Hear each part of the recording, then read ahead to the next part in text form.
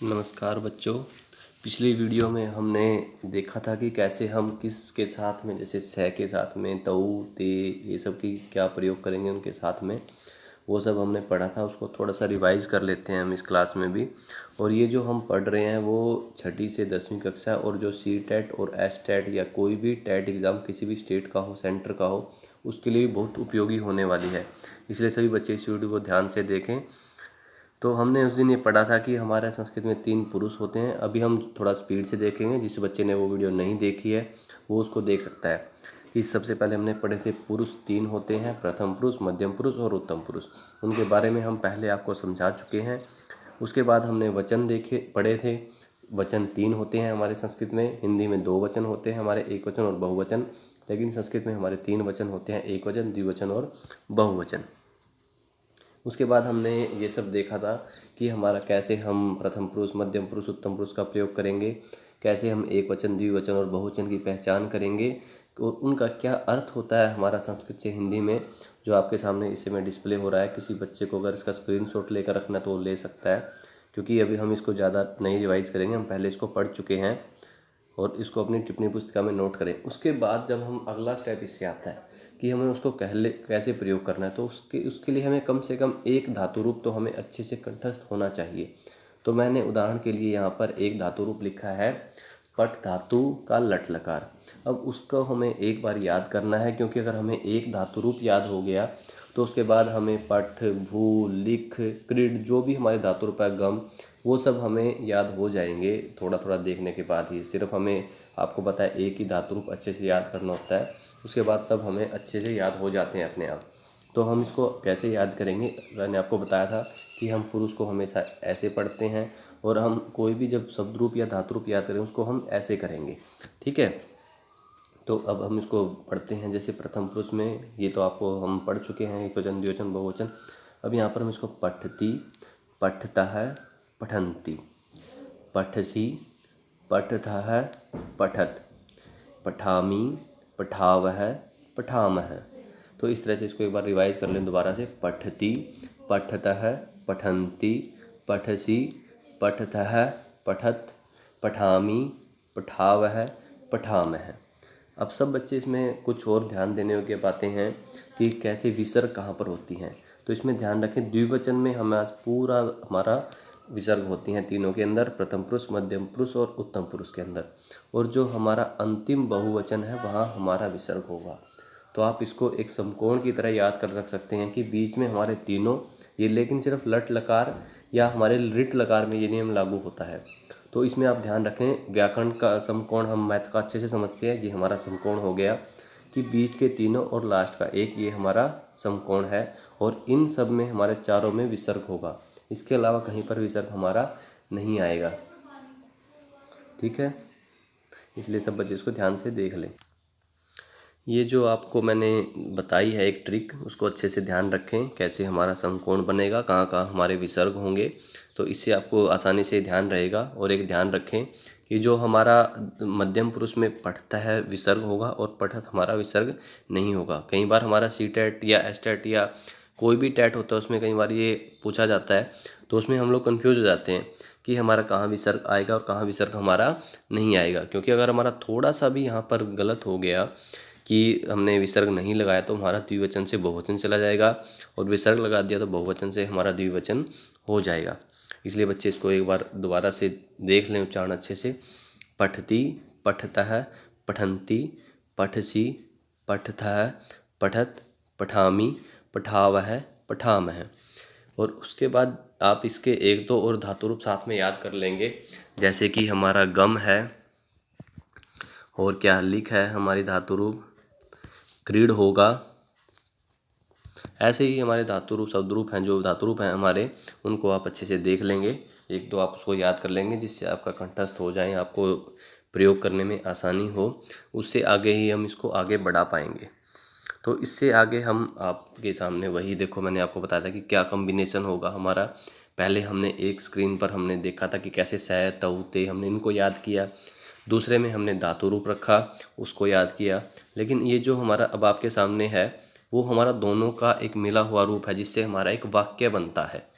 तो ये इसमें क्या है, हमारा हमने कर्म प्रयोग नहीं किया है, आसानी से आपको जिससे समझ आ जाए, क्योंकि हम कुछ कर्म तो कुछ भी लिख सकते हैं, जैसे स पुस्तकम पठती, तो यहाँ पर हमारा पूरा बन जाएगा।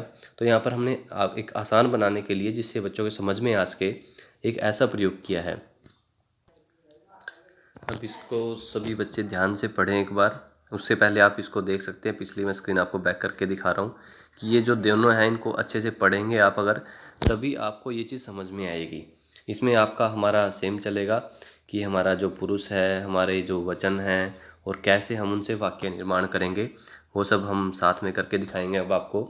जैसे हमने पहले पढ़ा स, तौ, ते, त्वम, युवाम, यूयम, अहम, आवाम, वयम, इन सब का मतलब हमें पता है।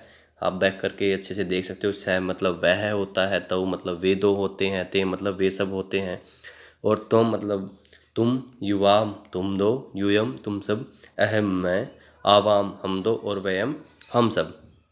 और पठती मतलब होता है पढ़ना।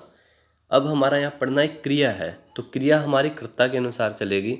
तो जैसा हमारा कर्ता होगा वैसी ही हमारी क्रिया होगी। ये तो सभी बच्चे जानते ही हैं, क्योंकि हिंदी और संस्कृत मैंने कहा है कि वो समान ही नियम होते हैं हमारे व्याकरण के। कुछ अलग होता है वो आपको बता रहा हूँ मैं साथ साथ।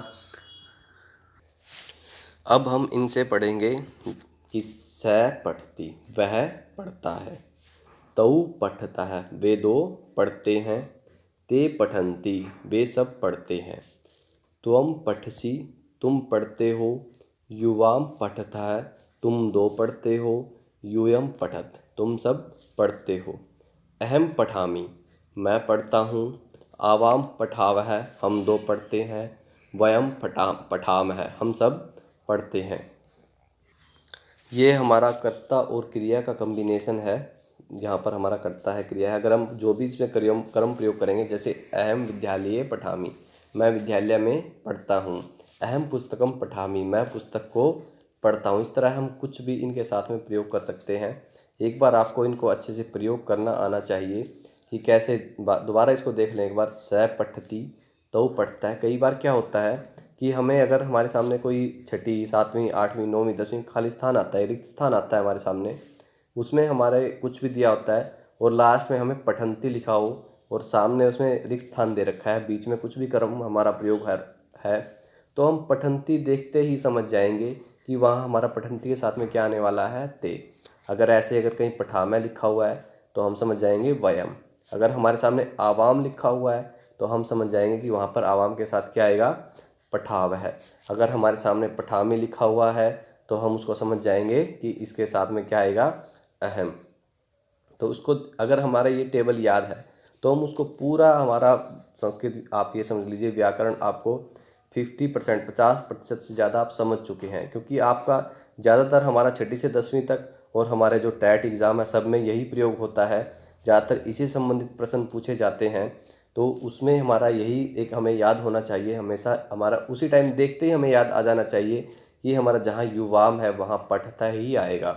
वहाँ हम इसमें कंफ्यूज होने का टाइम ही नहीं हमारे पास होना चाहिए कि उसके साथ में पठत आएगा या पढ़ता आएगा, विसर्ग होगा या नहीं होगा। अगर आप इन सिर्फ 9 सब वाक्यों को याद कर लेंगे, सिर्फ 3 लाइनें हमारे सामने हैं, इन 3 लाइनों को आप अच्छे से याद कर लोगे तो आपको वाक्य निर्माण में कोई भी कठिनाई आने वाली नहीं है। ये आपका एक, ये मान लीजिए संस्कृत वाक्य निर्माण के लिए आपकी नींव है। अगर आपको ये तीनों लाइनें आपकी उंगलियों पर याद हैं तो आपको कहीं भी कोई परेशानी नहीं आएगी। इसलिए इसको एक बार स्क्रीनशॉट लेकर रख लें और अपनी टिप्पणी पुस्तिका में नोट कर लें। उसके बाद हम आगे आपको बताते हैं। और एक बात मैं आपको बता देना चाहता हूँ कि जो हम स, तऊ और ते, ये जो है हमारे सामने, ये हमारे पुल्लिंग में हम यहाँ वाक्य निर्माण बता रहे हैं अभी आपको। जैसे जैसे हम लिंग परिवर्तन के हिसाब से स्त्रीलिंग या नपुंसकलिंग में आपको अगली कक्षाओं में बताएंगे अच्छे से उनका प्रयोग। तो सबसे पहले हमारा जो बेसिक है, जो हमारा मुख्य आधार है, वो हम पुल्लिंग से सीख रहे हैं, तो उसको आप पुल्लिंग के रूप में मानकर चलें। जैसे अगर हम यहाँ बालक है पढ़ती, की स पढ़ती, राम है पढ़ती, मोहन है पढ़ती, वो कुछ भी हम इसको याद कर सकते हैं। अगर हम इसको स्त्रीलिंग में आगे देखें,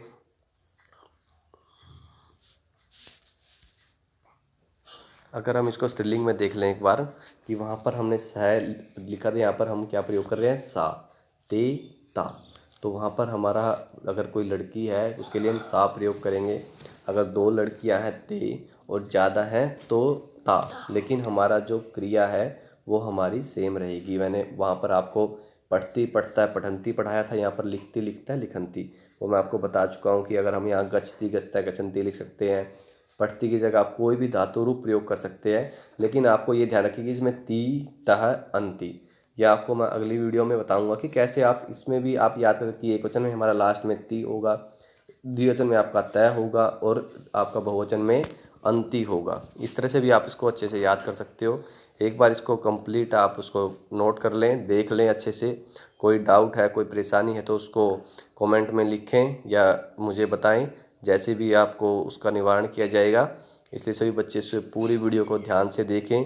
एक बार नहीं समझ में आ रहा तो बार बार देखें। धन्यवाद। Thank you.